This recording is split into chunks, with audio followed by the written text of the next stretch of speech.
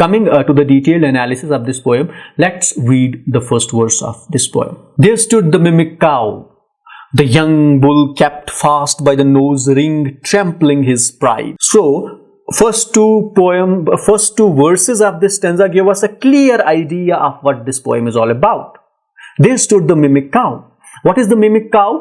Mimic cow means that she is not the original cow. She is the cow inside that wooden box which was created by Daedalus for Pasiphae. Now Pasiphae is now the mimic cow who has entered that wooden structure of the cow, and besides this mimic cow, what we have, the young bull kept fast by the nose ring. There is also this young bull who is kept fast, who is tied down by the nose ring. This is the tradition how the bulls are tied. They are either tied by their neck or by their nose. So he is tied by the nose, and since he is tied it up, this is trampling his pride. Trampling his pride means कि भाई एक सामने गाय है और बैल को बांध के रखा है. This is trampling of his pride. This is what he says. This is what he insinuates here through this verse, that this bull shouldn't have been tied down. He should have been freed because there was a cow who was standing by his side. So what did this bull do? Nuzzled her flanks and snuffed her naked side. Nuzzled means to push softly, to rub softly with his nose, and snuffed. Snuffed would be, like sungna, smelling the naked side of this Pasiphae. Now, since Pasiphae was inside that black box, so he would only have access to the naked side which was accessible to this bull. So he snuffed that naked side of Pasiphae. She was a queen. Now, who was this? She was not a cow. He said in the first verse that there stood the mimic cow, but she was not actually the mimic cow. She was the queen, and she was the queen of Crete. But she was a cursed queen, and this curse was like she was going to meet with the bull, and that's what all the preparation have already been done for this. To have her will, she crept in that black box. To have her will here means to satisfy her lust of mating with the bull. Now, in order to satisfy that, what she did, she went into this black box. What is this black box? This would be that structure of cow which was constructed by Daedalus for Pasiphae in order to fulfill her lust, in order to fulfill her desire. So what Pasiphae did, what this queen of Crete did, she went inside this black box. And when her lover leapt and fell thundering on his wooden bride. Who is the wooden bride?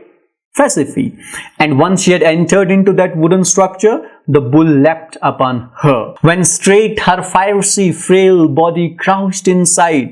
Fiery frail body. This is, an oxymoron, a orthodoxical statement.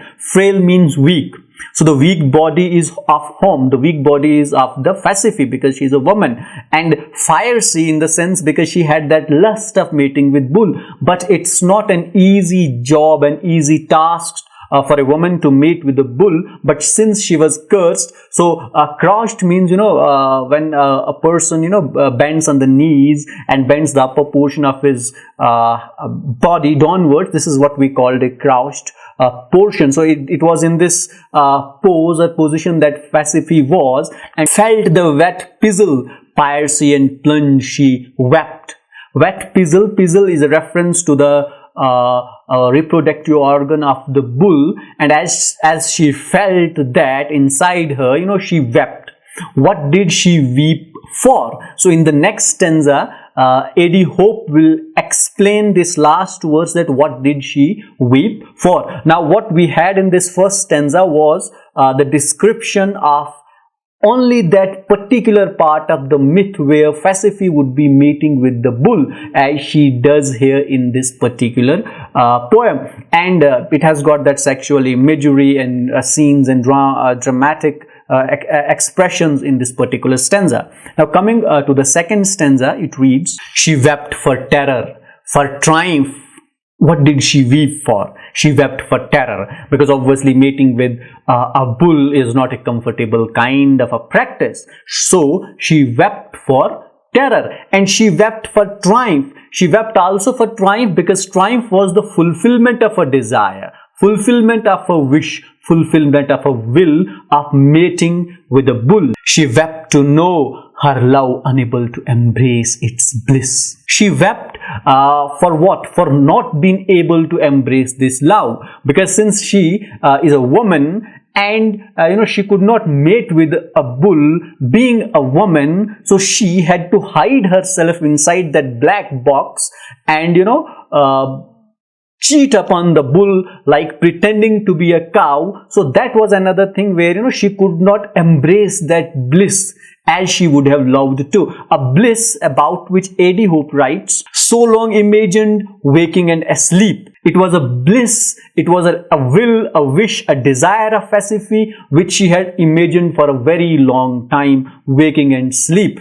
Waking or asleep, whether she was sleeping or she was awake, she was thinking about this lustful deed that she wanted to commit after she was cursed. But once this act was fulfilled, she wept because she could not embrace her lover or embrace this bliss or enjoy this bliss fully. But when within she felt the pulse, the blow, the burst of copious seed. Copious means abundant.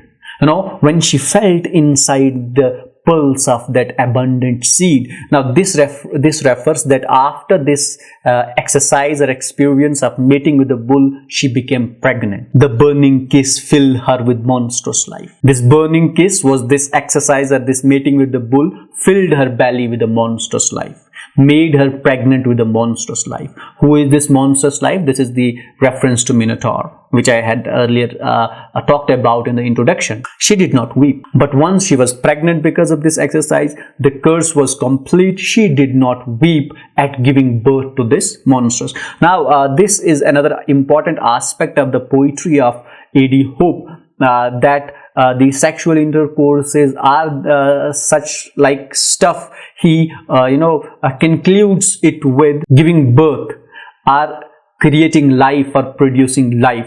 Like even in Imperial Adam, we found towards the end of the poem that the act of Adam and Eve in that poem would lead to the birth of a son. And even here, though it leads to the birth of a monster, but at least it is about reproduction.